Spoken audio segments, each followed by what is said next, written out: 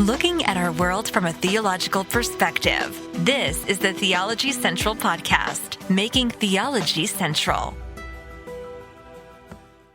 Good evening, everyone. It is Monday, August the 21st, 2023.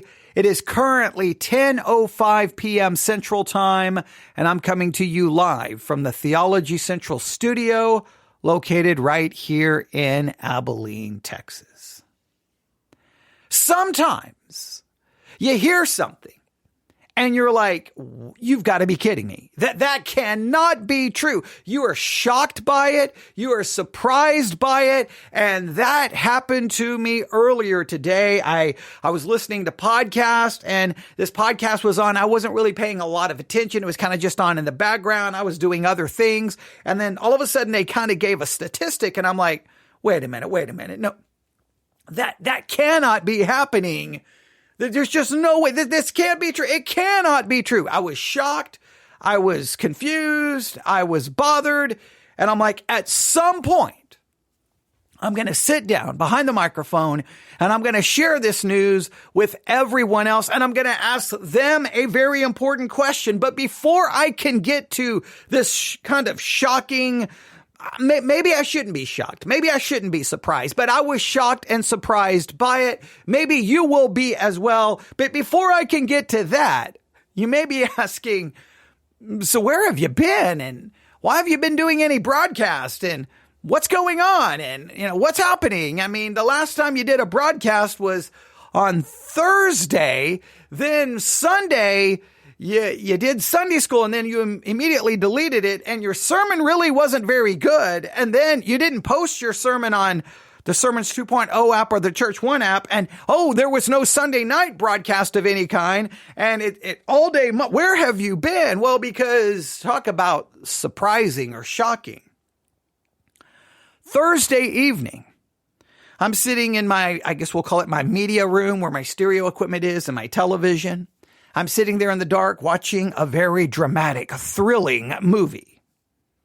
And all of a sudden the door opens quickly. And it's my wife. And she's saying, get me to the hospital right now. I am dying. And I immediately jumped up, got her in the car, drove to the hospital. This is no exaggeration. I don't know.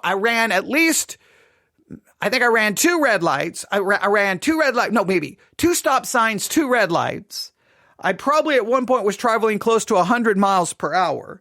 I had my four-way flashers on, trying to get anyone out of my way. While I'm driving, my wife is basically saying, hey, I think I'm going to die. Make sure you tell, the grandkids this, make sure you know this, and just telling me all of these, very emotional things. I'm driving like crazy. I pull up in the emergency room I just come flying right up to the doors. Someone who was there at the hospital for some other reason come running around going, are you okay? Are you okay? And I'm like, my wife is dying. And all of a sudden security comes, they take her back. It's total, complete pandemonium and chaos for I don't know how long. It's just absolute chaos. And there's so many people in the room and they're doing this and they're doing this and they're doing that. I'm like, okay, I'm trying to contact my daughters. It's just my one daughter who works for American Airlines. I can't get in touch with her. It's just total, complete and utter chaos for I don't know how long. I don't want to use any because time stopped really having any meaning there for a little bit of time. Like how it felt versus what it was probably was two different things. And we were there all the way till, I think I finally left the hospital at 4:36 in the morning. And it's just been a long, crazy couple of days. Now, obviously, the good news is my wife did not pass away. That's good news. There's, a lot of unanswered questions There are medical appointments tomorrow, hopefully to make everything better. The life-threatening issue that we thought it was at the time, it turned out not to be that. So that is a good thing. So there was good news there, but obviously just in an instant, everything just boom, everything just changed like that. Like, life just flashes before your eyes. You're just sitting there watching a movie, and the next minute you're driving at 100 miles per hour to get someone to a hospital who thinks they're going to die. And therefore, for a short period of time, you're like, oh no, this could be it. This could be it. This could be it. And again, the good thing is everything, what we thought was the life-threatening issue, it turned out not to be that. So now things have improved. That's good. There's still some questions that have to be answered, and still, so there's no immediate danger. So that's good. And so we feel much better about the situation. But it's been a long couple of days. Very little sleep. It's been crazy. It's been emotional. And of course, Sunday was not the best teaching. The first hour, it just felt horrible. The second hour, I'm going to post it. I'm going to post it. Just whenever you hear it, if you do hear it, just know, if you've already listened to it on another platform, hopefully you understand the context there of everything that had gone on. No real sleep, no real prep, no really anything. But you know what? Everything is looking a little bit better. Everything's looking a little bit up, and that's good. And we'll hopefully all the tests and everything else, everything comes back, and they got some good solutions, and we can find hopefully some solutions to avoid that from ever happening again. I'm obviously not giving all the details of someone's medical information. I don't want to give it into all the details and everything about that, but everything is much better. And I feel I definitely need probably need about 72 hours of sleep. I probably need to be put into a medical induced coma so that I can catch up on my sleep. I know you can't technically catch up on your sleep, but I definitely need some time. So hopefully tonight will be that night. We will see how everything progresses. But in the midst of all of that, there were a lot of things I couldn't do, but one thing I could do at different times was obviously just listen to a lot of podcasts. So I'm listening to podcasts, and I'm not saying it was, by no means is it the same thing, right? One is, possible life and death, but it was shocking. It was sudden, and it was kind of, obviously it was surprising, but it was, life-threatening. This one, it was sudden because it's not what I was expecting in the podcast I was listening to. It was surprising. It was shocking, and it may not be life-threatening, but it, to me, is somewhat spiritual threatening that we could ever reach this particular place. And I don't know how to interpret it. I don't know how to interpret it moving forward. One, obviously, is possibly life-threatening, and obviously, serious in that way. This one is serious in a different way. This one is more this is more serious in a spiritual way, and it's life-threatening not in a physical way, but in a spiritual way, really to the church. Really to the future of Christianity. At least I feel that way. Now, I know my feelings could be wrong. So what I'm going to do is just present this to you, and then you can interpret it. Some of you will interpret it going, well, the stats probably not right. The statistics are probably not true. And you'll probably just reject it on that basis. And that's perfectly okay. What I always say is I don't always trust statistics. I understand that, how these statistics are come, how many people are questioned, and how was the question asked. I understand there's always a lot to it, but I always see it as smoke, right? And wherever there is smoke, I'm not saying that means there's immediately a fire, but it's obviously sometimes a good indication of something that we need to pay close attention to. So I'm going to say that maybe there's a little bit of smoke here, and we should pay attention to. But I'm going to present it this way. And I want you to now I know this is going to sound like a ridiculous question. You're going to be like, this is the most absurd thing anyone's ever asked. But I'm going to ask you this question. Who do you trust more? Donald Trump, the former president of the United States of America, Donald Trump? Or do you trust your pastor? Do you trust well-known theologians, well-known Bible scholars. Who do you trust more, Donald Trump or your pastor, religious leaders, theological leaders, Bible scholars? Who do you trust most?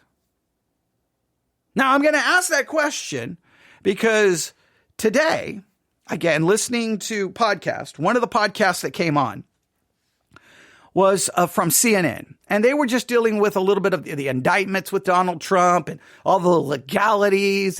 And you could look at it from this way, how the court proceedings will work. And then all of a sudden in the middle of that, it felt like, whoa, wait, they talk about this recent study. I think it was published in the Wall Street Journal. I think they'll tell you the source.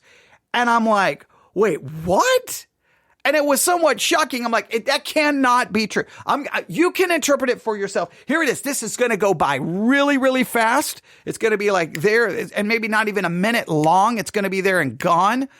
What I need you to do is when the audio comes on here, I mean, they're in the middle of a conversation and they're just going to pivot. It's like a hard right turn, right? It's like, boom.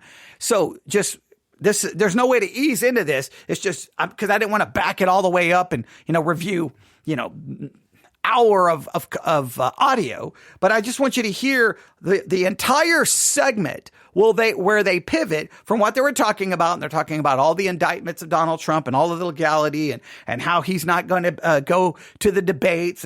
And he was supposed to present, the evidence. Today was the big day. Donald Trump was going to present this massive amount of evidence that proves that the election was actually stolen and would prove his innocence. And of course, then he didn't do that. And of course, he's yet to provide any. Okay, but that's a whole different subject. All of a sudden, they're like, hey, when it comes to who certain people trust, these numbers are, just listen to this. Here we go. You ready?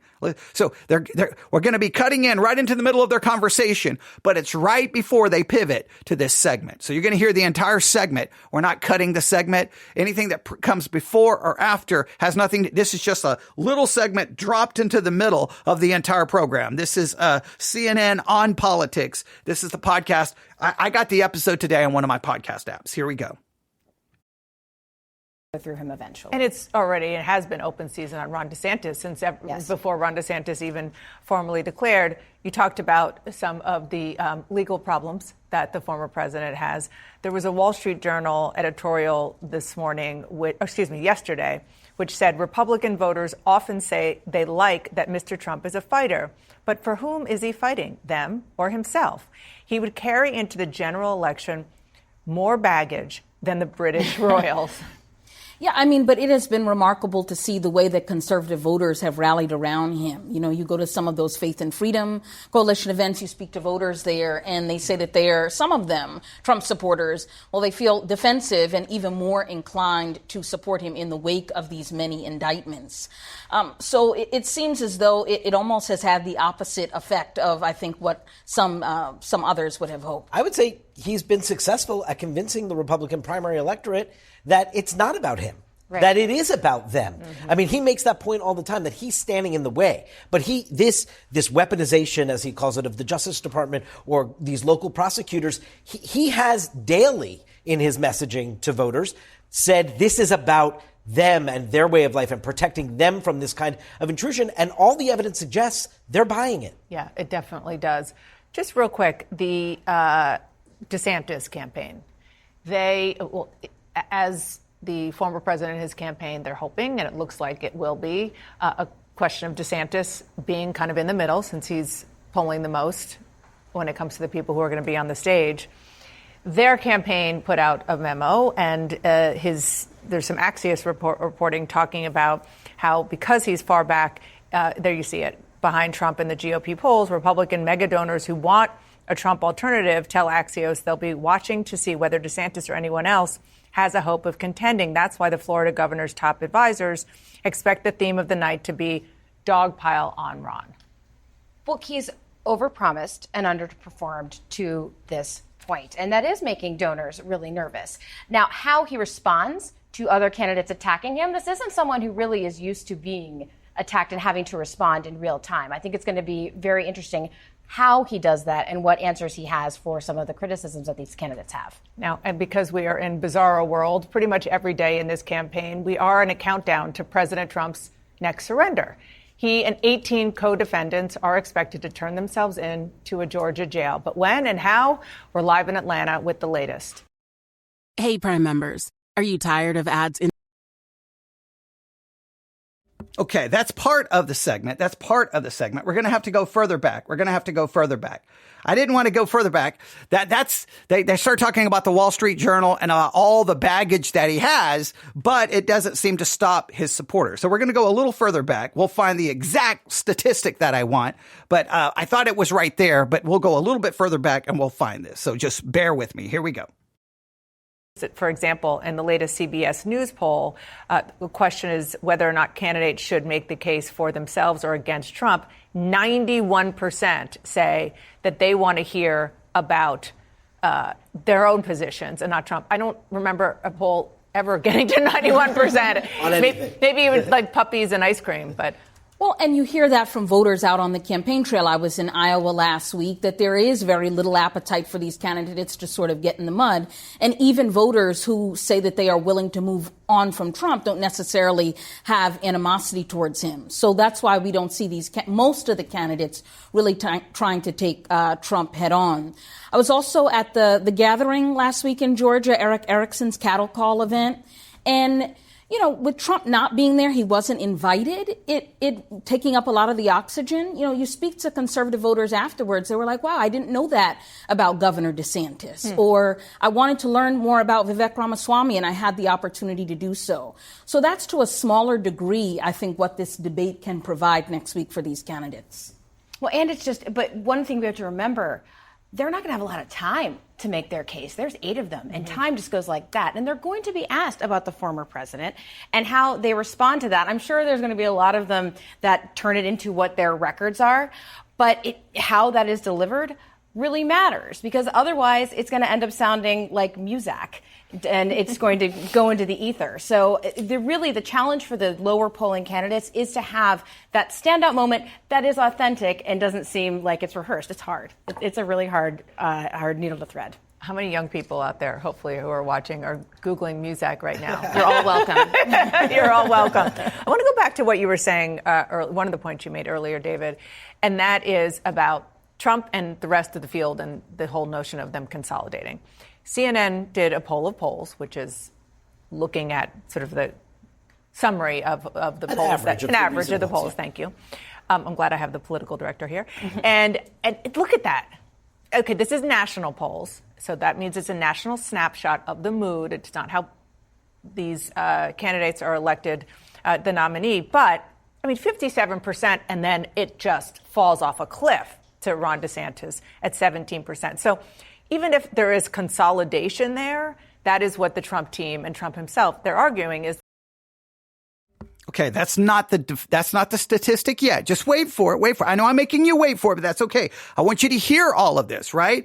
They know that Trump has all of this baggage. They know he's been indicted. They know all of this. But in spite of all of this, in spite of all of the indictments, in spite of all of this, the support for Trump is overwhelming. And as we've already heard, the people feel like somehow an attack upon him is attack upon them, that he's fighting for them. So it doesn't matter how many times he's indicted. Doesn't matter what, it doesn't matter how much baggage he has. When it comes to Republicans, which many of them profess to be Christians, many of them, they will say, hey, no, we got to go for Trump. He's fighting for us. We have to support him. An attack upon him is an attack upon me. Attack upon him is an attack upon all of us. And so the support is overwhelming. But let's see if we can get to the statistic that I want you to wait for. But just put all of this together, all right? All right, we're going to add more to this than I originally intended, but that's okay. Let's keep listening. Like, it's not a contest. Well, right. I mean, it's not, right? Because if you have 57%, one person can consolidate the rest, and it's not enough to overtake 57%. The issue is in some of the early states and what have you, where he's at 40, is there a place? this is tough. I mean, nobody has had a lead like that and not been the nominee in national polling at this date. So I'm not suggesting by any means that there's a real golden opportunity just waiting for someone to take it. But these people are running for president, and this is their shot to be able to try and convince, starting with the piece of the party that already says, I'm not that interested in Trump, I'm ready to turn the page, and then build out from there as Trump's legal woes continue. That's really the only path I see here. This is Donald Trump's race to lose. But they have to realize that while Trump won't be there then, the minute he sees one of them start to rise, it's open season. So even if you have the candidates that are avoiding Trump, they're going to have to go through him eventually. And it has been open season on Ron DeSantis since before Ron DeSantis even formally declared. You talked about some of the legal problems that the former president has.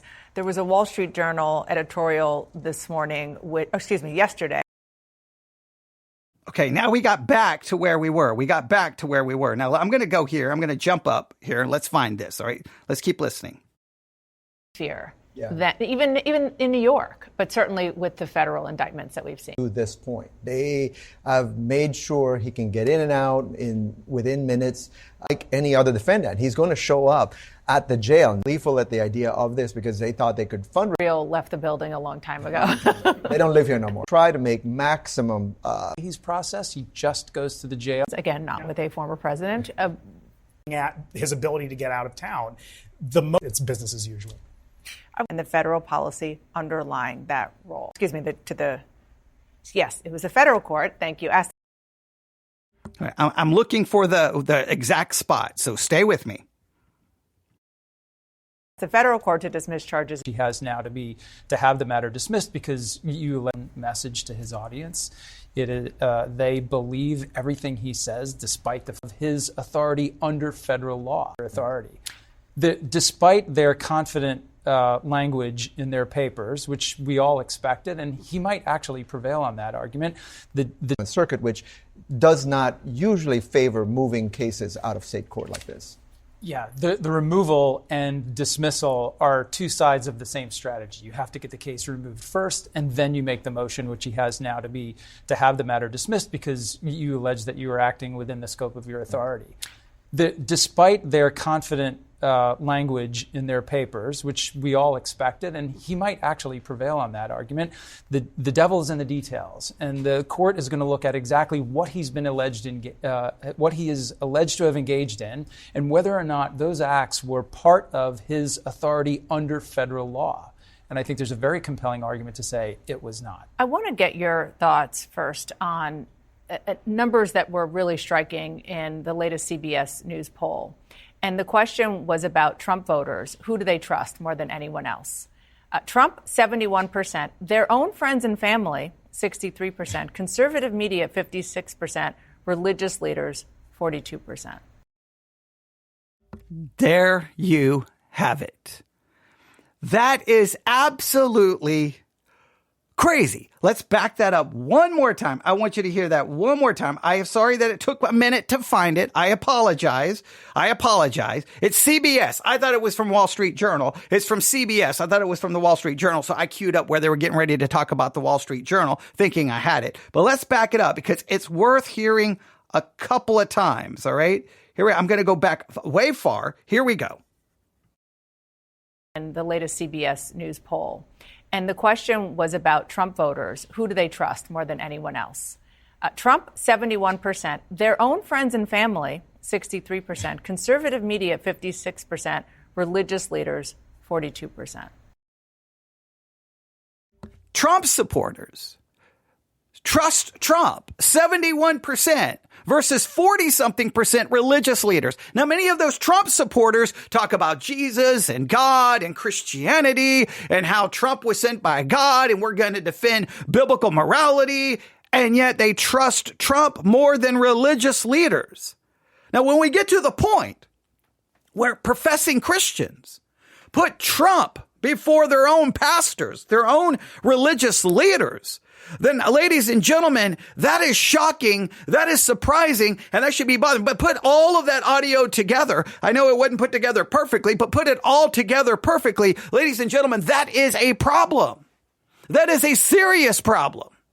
Because no matter how many times he's indicted, no matter how much baggage he has, they continue to support him.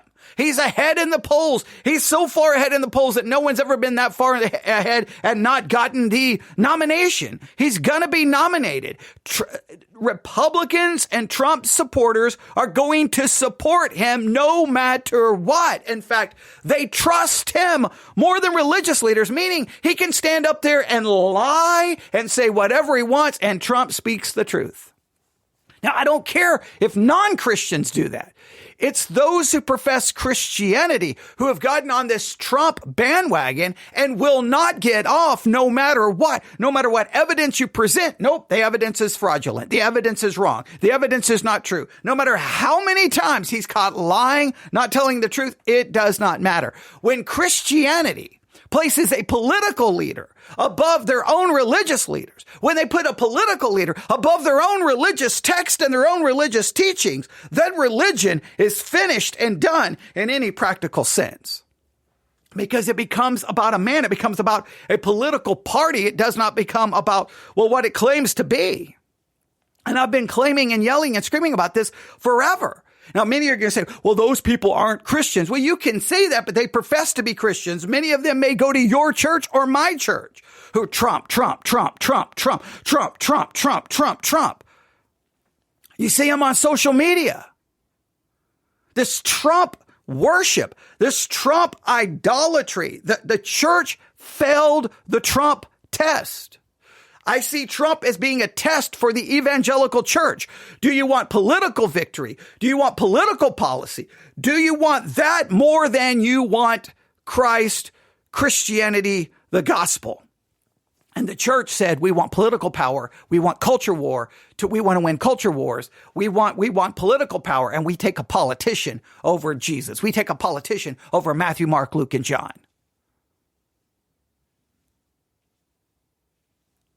Trump supporters trust Trump more than their own family, for crying out loud. How is that even humanly possible? Like, what right person would say, I trust a politician more than my own family? I trust a politician more than religious leaders. A politician who's now been indicted, 70 something times? I mean, found liable for sexual assault, like all the things but it doesn't matter. Doesn't matter what they have on him. It doesn't matter. I don't understand it. I'm going to back that up one more time because I just want you to continue to hear it. Here we go. One more time. First on numbers that were really striking in the latest CBS News poll. And the question was about Trump voters. Who do they trust more than anyone else? Trump, 71%. Their own friends and family, 63%. Conservative media, 56%. Religious leaders, 42%. I mean, once again, Donald Trump has thrown the country upside down on top of its head. I think maybe you could flip that graph and go back 10 years and keep the same numbers. It is remarkable. He is probably the most effective public messenger we've ever seen in terms of delivering his own message to his audience. They believe everything he says, despite the fact that he's been proven to have misled them hundreds of, indeed thousands of times. And this is the playing out in real life that I could shoot anyone on Fifth Avenue and still get away with it. That you're talking about homicide there, and I think maybe that might have been a clearer example. I think part of what perhaps the president's supporters are struggling with is the kinds of questions what you just asked Evan a moment ago. It's a little bit abstract to people, this question of where the line between candidate Trump ended, candidate aide Mark Meadows ended, and the people who worked for the government did. It's a little blurry and confusing to many people. Well, intentionally so. Yes. Which is one of the reasons why former President Trump is candidate Trump again. Thank you guys very much. They don't even know what to do with it. They don't have, but it is frightening how one person, now just think about this. When I was little, we used to go, for some reason, my parents, late at night, to the Westgate Mall in Abilene, Texas, located on South First. The mall's no longer there. It got tore down. It was it was very early. It was before like the malls really started. It was one of the first like indoor shopping malls when it was first opened. I don't remember the exact quote in the newspaper at the time. I've seen the article, but it was one of the earliest ones at maybe in Texas. I don't know where, but it was a big deal. And so that was the mall that I knew before I don't even think we called it a mall. We just called it Westgate. I don't think we even called it a mall at the time. I don't even know if the term was really maybe a shopping mall. I don't remember exactly the terminology, but it had a Montgomery Ward's on one end. I don't remember the store. Was it Montgomery Ward's when you first walked in? I don't remember where it was. And then I can't remember there was a movie theater. You had to come outside of the mall to get to the movie theater, but it was right next to it. And then there was a bookstore. There was like an arcade before really arcades became like a big deal. And I don't remember everything was in it, but we would always go there at night. Like they basically just left the mall open, I guess, like all night. Nothing was locked. All the stores are closed, but you could just kind of walk around. Like all the lights were off, but the doors were never locked. It was really weird. I was very young, so I don't remember everything. But in the middle of the quote unquote mall, Westgate, they had this big display dealing with Hitler, World War II. I don't know exactly everything that was there. But I remember like I was very little and I still didn't quite understand World War II and I didn't really know who Hitler was. But whenever you take me to anything that was historical, even at a young age, I would read every single word of every single thing. And maybe it was just because the mall was dark and we're sitting there and I see these pictures of Hitler and they talk about how many Jews were, killed in the concentration camps. And they show all of this crowd, as he's speaking. And it's like, I just sat there and I literally physically became terrified. Like I could not understand how one person could convince all of these people follow him no matter what he says. I'm like that. I don't understand it. Like, how is that possible? Nobody can stop and go, wait a minute. Let's consider, I wasn't processing this perfectly. I was a kid. I was just terrified at the evil that I saw. Now, I'm not comparing Trump to Hitler. What I'm comparing is Trump can say anything. He literally can say anything, and his supporters will believe him. They will follow him. They will say he is right. Even if the truth, the reality around you says different. Trump supporters are like Trump. It's not exactly hi Hitler, but it's, Trump. Whatever he says. And I don't understand how, again, those who are not saved, I guess, and I can understand that, right? You have no theological, I think, to me, I've always seen Christianity and theology as providing you a reality to keep your feet planted, right? It gives you a reality and how to see the world because God is the creator and God is a God of truth. So we pursue truth. We pursue God. We would pursue reason and logic. And you think that as Christians, we would put away lying and speak the truth. And God hates lying and God hates bearing false witness. Like all of these things, it gives us a reality in which to operate from. But with Trump, he can say literally anything. It doesn't matter how absurd, doesn't matter how over the top, doesn't matter if it's crass, doesn't matter if it's unloving, doesn't matter if it's ungodly. They go along with it. And it's bizarre to me to see it happen inside the church. To see such a segment of Christianity. I remember who put him in the White House. It was white evangelicals who put him in the White House. It was the church who put Trump in the White House. It's the church that continues to support him no matter what he says. And so there's got to be some people in that poll who are like, oh, I trust Trump more than religious leaders. Now, again, I'm not saying that this is 100% factual. I understand these polls are not always perfect, but there's smoke there. There is smoke there. And because there's smoke, we've got to be concerned about that. We've got to be more committed to ridding the church of this political influence. We've got to stand against it more and more and more, because if we don't, I don't know what the church looks like, and it's not going to get any better. We're in 2023, ladies and gentlemen. 2024 is going to be an absolute nightmare when it comes to politics and Christianity. It's going to be an absolute nightmare. I cannot even imagine what it's going to look like. And I don't know how these trials are going to go for Trump. I don't know. Indictment after indictment after indictment. But there are those, even within the church, are like, I don't believe any of the indictments. It's all a fraud. It's all a lie. Trump is innocent. And it doesn't matter what evidence is presented. He could be indicted for a million things. It doesn't matter. He was found liable for sexual assault, and Christians don't care. The whole paying off a porn star, it doesn't matter. Christians just don't care what he does.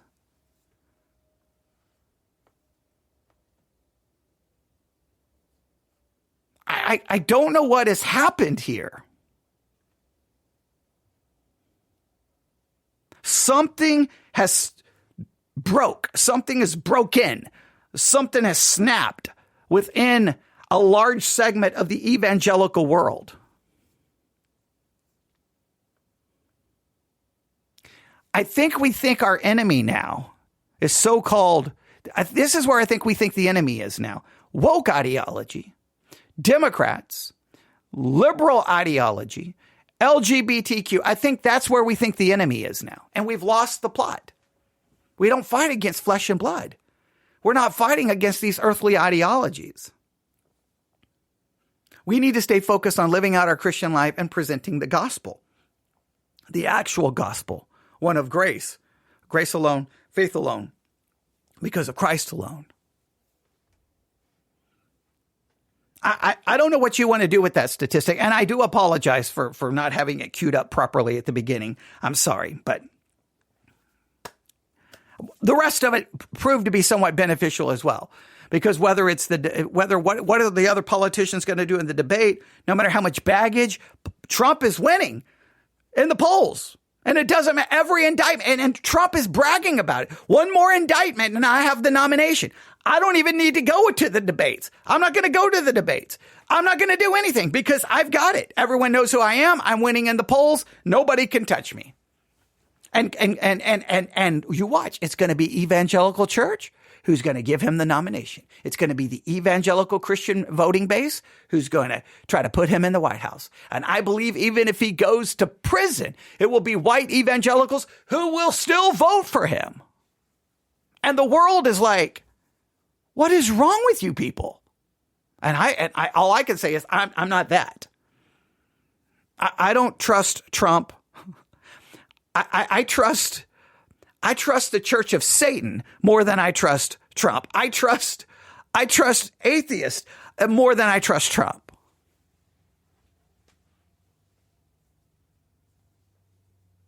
Something is wrong here. Now, I'm hoping that's just some weird anomaly.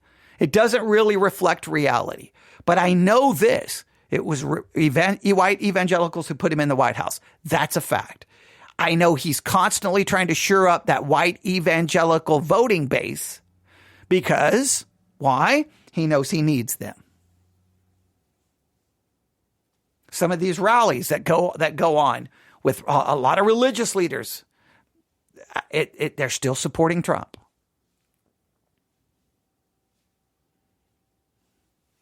Something's wrong. Something is just off here, and I don't quite understand what it is. I don't understand what it is. You think Christians would be like, okay, maybe we made some mistakes here, right? Maybe we made some mistakes, all right? Maybe we should go back to thinking other things are more important than winning election. Maybe when you have a candidate who's attacking and almost making threats to judges and potential, witnesses and to potential jurors and saying these outlandish over the top things that are horrible and not right. And you think Christians would be like, I don't know if I can be behind this. But for Trump supporters to say they trust him more than religious leaders, Now, if the people aren't religious and they're not Christians, then I expect that. That's perfectly okay.